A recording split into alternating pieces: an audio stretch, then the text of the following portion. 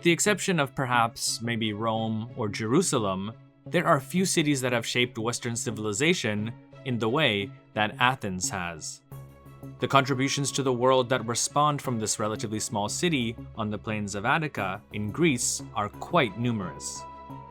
Though in school we learn about how the city was the birthplace of democracy and the home of many prominent philosophers, we often gloss over the contributions of its citizens to the realms of theater, architecture, sculpture, and even the fact that at one time, Athens was the center of a sizable commercial and military empire.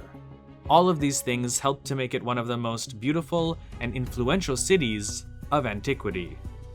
With a recorded history spanning nearly 3,500 years, we obviously can't cover everything in a 20-minute video. But in this program, I'd like to at least go over some of the highlights of Athenian history. So, let's begin. Located in southeast central Greece, in the peninsular landmass that we today call Attica, the city of Athens lies in a fertile region surrounded by mountains and is in close proximity to three rivers, namely the Eridanos, the Ilissos, and the Kephisos. This made the region surrounding the city ideal for grain and olive cultivation. Upon this plain is a 300-foot rock-formed hill that, in time, became the site of the city's Acropolis, which, though in ruins today, is still the most prominent feature of Athens' skyline. The city also lies 4 miles, or about 6.5 kilometers, inland from the shores of the Saronic Gulf, which historically both gave it access to the sea and protected it from direct naval assaults.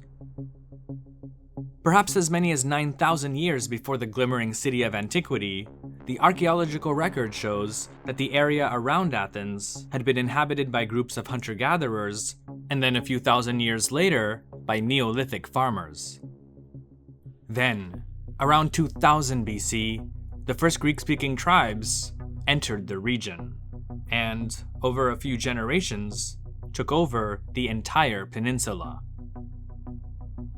By 1600 BC, Greek Mycenaean civilization was flourishing throughout the mainland and beyond. Athens at the time may have been little more than a small town, and overshadowed by the other leading local powers of the day, namely Thebes, Tyrants, Pylos, and of course, Mycenae. After the late Bronze Age collapse of the 12th century BC, most of Greece went through what historians call the Greek Dark Age. During this time, we have relatively little information on what was really going on throughout the Greek mainland, Athens included, although modern archaeology is helping us to put together some of the pieces. Unlike some of the other Mycenaean cities and citadels that were completely abandoned, Athens was still occupied, though it may have been little more than a glorified village. According to the Athenians themselves, things seemed to change during the rule of a legendary hero king named Theseus. It was under him that the region of Attica became unified under Athenian leadership. There are several myths about Theseus, but scholars contend that if he was indeed a historical figure, then he may have lived around the 9th century BC, which is around the same time that the polis, or city-state of Athens, began its rise to regional prominence. Others put his existence back several centuries further. By 800 BC, Athens had emerged as one of the main commercial and artistic centers of the Greek-speaking world, with the others being Corinth and Chalkis. Athenian workshops were well known for the fine pottery that they produced, and their style was copied throughout the Greek world. As the city of Athens prospered, a new middle class made up of merchants and successful farmers arose. Since they held an increasing share of Athens' material wealth, they also wanted a greater say in how the city and its territories were governed. At the time, Athens, like many other Greek city-states, was ruled by an oligarchy comprised of aristocrats. Most of the land in and around the city belonged to them, and this allowed them to control most of Athens' wealth due to their ability to levy taxes and obtain revenue from their properties. Over time, though, the general citizenry of Athens, meaning the male population, demanded a greater say in the politics of their polis. By the 500s BC, the emergence of demokratia, meaning power by the people, or as we call it today, democracy, began to further develop and take hold. It was a bit different and not as inclusive as many democracies in the West today, but it was a start, and perhaps prevented Athenian society from being torn apart at its core. Forged by the reforms of the great Athenian lawgiver and statesman Solon in the 6th century BC, and improved later on in 508 BC by Cleisthenes, Athenian democracy went through many phases. Initially, it was developed as a system to appease the city's middle and lower class citizens, who were discontent with their lack of political rights, especially since they provided the majority of men who made up the ranks of Athens' hoplite army. The aristocrats gave in to their demands because they feared an uprising that could plunge the polis into civil war and perhaps even lead to the takeover of the city by a tyrant. Despite Solon's reforms in the 590s BC, class tensions still remained within Athenian society. A few decades later, around the mid-500s BC, a tyrant named Paisistratus seized power. Now today, the word tyrant has a negative connotation and often conjures up images of cruel despots. But in ancient Greece, at least before Plato during the classical period, a tyrant was just someone who seized power in order to become an absolute sovereign. In the case of Paisistratus, he was actually a relatively enlightened ruler who championed the lower classes of Athenian society and supported the arts.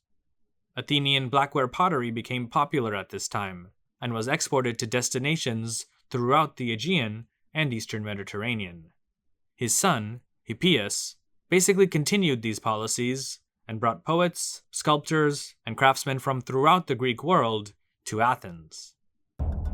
Hippias, though, was cruel, and eventually in 510 BC was overthrown and forced to flee Athens, eventually taking refuge at the Achaemenid court of Darius I. With Hippias gone, Athens reverted to its limited form of democracy. However, all was not well, and those from the lower classes still felt underrepresented. To the rescue came the nobleman, Cleisthenes, who in the Athenian assembly proposed radical reforms at the expense of the aristocrats. His reforms built on the process begun by Solon nearly 9 decades prior, and helped to transform Athens into the world's first democracy. It was by no means perfect, but it seemed to work. However, in the Peloponnese, the Spartans feared the spread of democracy because, being a rigidly hierarchical society where a small elite ruled over a massive population of serfs, such reforms were a direct threat to their centuries-old way of life. And so, in 507 BC, the Spartan king, Cleomenes, attacked Athens, and even attempted to reinstate Hippias, the tyrant that had been ousted just a few years prior. Though initially successful, the Spartans ultimately failed to both take the city and to dislodge its democracy. By 500 BC, the city that we today identify as Athens had begun to take the shape and form that we're more familiar with today. It was surrounded by a wall that protected the city and the Acropolis, whose old temples, including that of Athens' patron deity, Athena, were replaced and rebuilt using marble. At the base of the Acropolis was an open-air theater dedicated to the god Dionysus. To the northwest of the Acropolis was the Agora, Athens' main commercial center.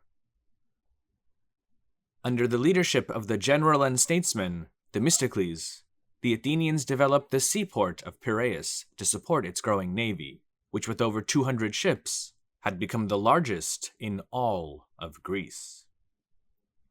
Hey everyone, I'd like to sincerely thank Skillshare, not just for supporting the channel and sponsoring this video, but also for the amazing educational resources that they provide creators like me so that I can make these programs better for you. When I first started making YouTube videos, I had no idea what I was doing with regard to audio recording and filmmaking in general. Things though started to change when I began to search online for educational resources that could help me out. And that's when I came across services like Skillshare. For those of you unfamiliar with it, Skillshare is an online learning community with thousands of amazing classes and courses for creators. With Skillshare, you can explore new skills, deepen existing passions, and get lost in creativity. You can learn virtually any skill to help you unlock your creative potential, from photography, filmmaking, graphic design, programs like Lightroom, Photoshop, and so much more. One course that I recently checked out and thoroughly enjoyed was Video on a Budget.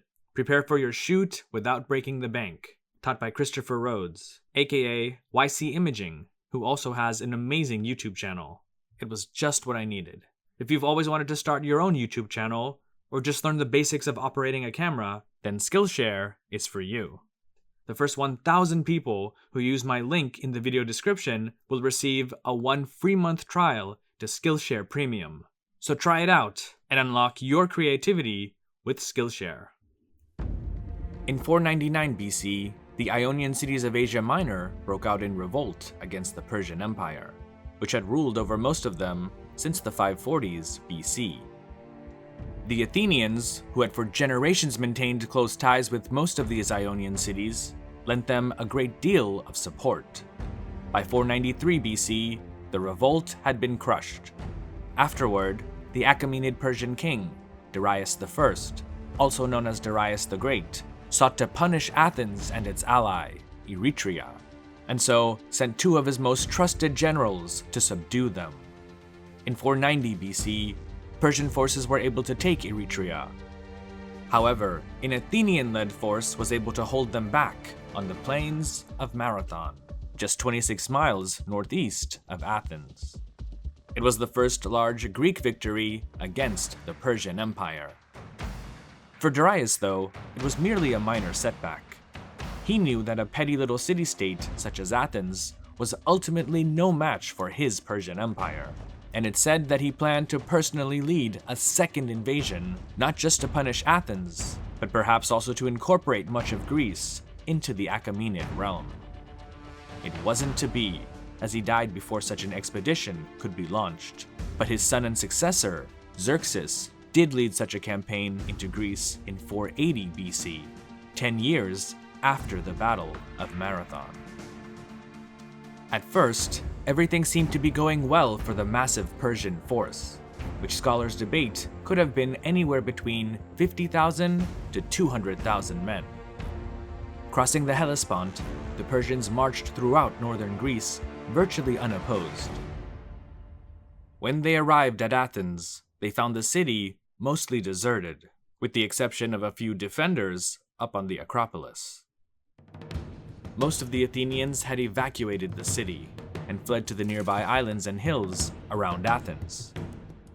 Xerxes had the city burned, and then sent his fleet to pursue the Athenian navy, whose sailors knew the waters and winds much better than those of the Persian fleet.